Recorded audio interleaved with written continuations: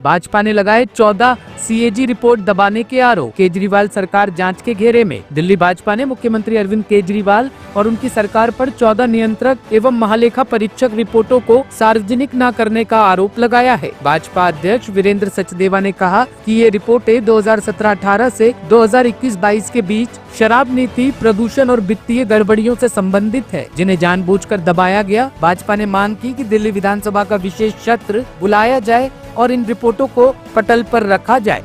दिल्ली की राजनीति का भी अजब खेल है। अरविंद केजरीवाल, जिन्होंने 2011-12 में जिस सीएजी रिपोर्ट को आधार बनाकर उस समय की कांग्रेस सरकार के विरुद्ध अपने राजनीतिक सफर की शुरुआत की थी और पावर डिस्कॉम के खिलाफ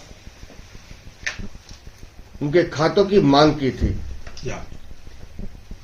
आज वही केजरीवाल 2 साल से ज्यादा हो गए सीएजी रिपोर्ट को सार्वजनिक करने से बच रहे हैं। और तो और अब वो उस पावर डिस्कॉम्स की कंपनियों को भी बचाने की कोशिश कर रहे हैं। कॉमनवेल्थ गेम्स के समय जो सीएजी रिपोर्ट आई थी, वहां से अरविंद केजरीवाल ने अपनी यात्रा शुरू की थी। 6 फरवरी 2014 मुख्यमंत्री रहते हुए खुद अरविंद केजरीवाल ने उस समय की कांग्रेस सरकार के खिलाफ एसीबी जांच की शिकायत मंजूरी दी थी। सीएजी एक स्वतंत्र संस्था है जिसका काम है सरकार के हर सार्वजनिक काम की समीक्षा करना, उसके खर्चों का ऑडिट करना और हर सरकार की जवाबदेही है कि वो सीएजी रिपोर्ट पर उसको विधानसभा पटल में रखे, जनता के सामने रखे। पर अजीब विडंबना है, 2017-18 से लेकर 2021-22 के बीच में सीएजी ने अरविंद केजरीवाल की सरकार के खिलाफ शराब पर एक्साइज ड्यूटी, प्रदूषण एवं जो और फाइनेंस इश्यूज थे उसकी गड़बड़ियों को लेकर 14 प्रमुख रिपोर्टें दी, जिन्हें सरकार आज तक दबा के बैठी है। संवैधानिक व्यवस्था जो होती है उसमें सरकारी खर्चे का ऑडिट होता है और सीएजी की संस्था वो ऑडिट करके अपनी रिपोर्ट राज्य सरकार को देती है और राज्य सरकार का ये दायित्व होता है कि एडमिनिस्ट्रेटिव क्लॉज 48 के तहत अनुमति लेकर उपराज्यपाल से उसे विधानसभा पटल पर रखे।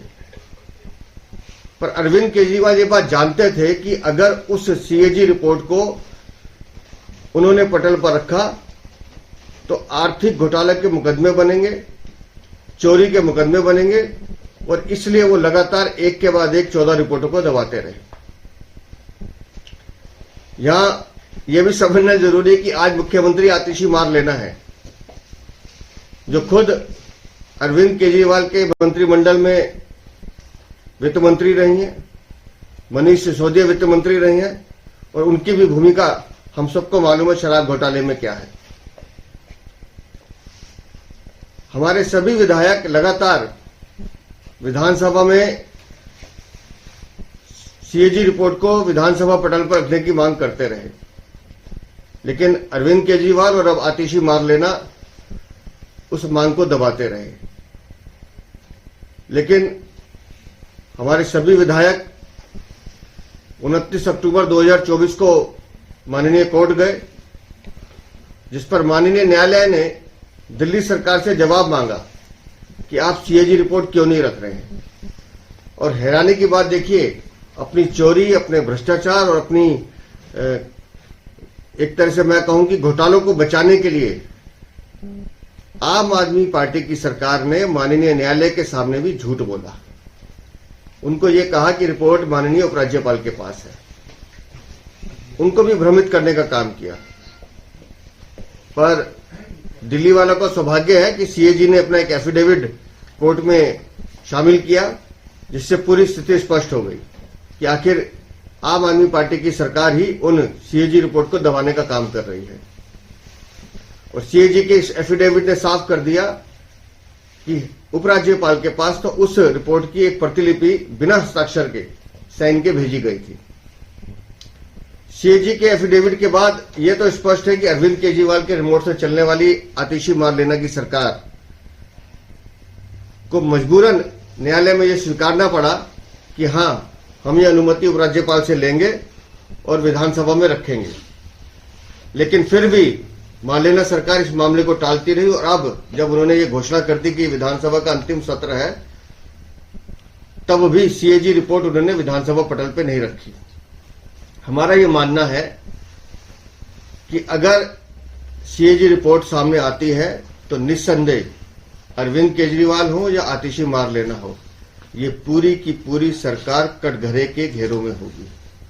जानबूझकर अपने घोटाले, अपनी चोरी और जो अपराध इन्होंने दिल्ली की जनता के साथ किए हैं उसे छुपाने का प्रयास किया जा रहा है। और लगातार जो हम कह रहे हैं कि ये सीएजी रिपोर्ट विधानसभा पटल पर रखनी चाहिए, हम आज भी मांग करते हैं कि तुरंत विधानसभा का सत्र बुलाना चाहिए और ये सीएजी की रिपोर्ट विधानसभा पटल पर रखे, जिससे दूध का दूध पानी हो। और अरविंद केजरीवाल, जिस सीएजी रिपोर्ट को बनाकर तुम हथियार बनाकर राजनीति में आए थे, आज वही सीएजी रिपोर्ट तुम्हारा इंसाफ मांग रही है। टॉप स्टोरी ब्यूरो के लिए दिल्ली से हेमंत कुमार की रिपोर्ट।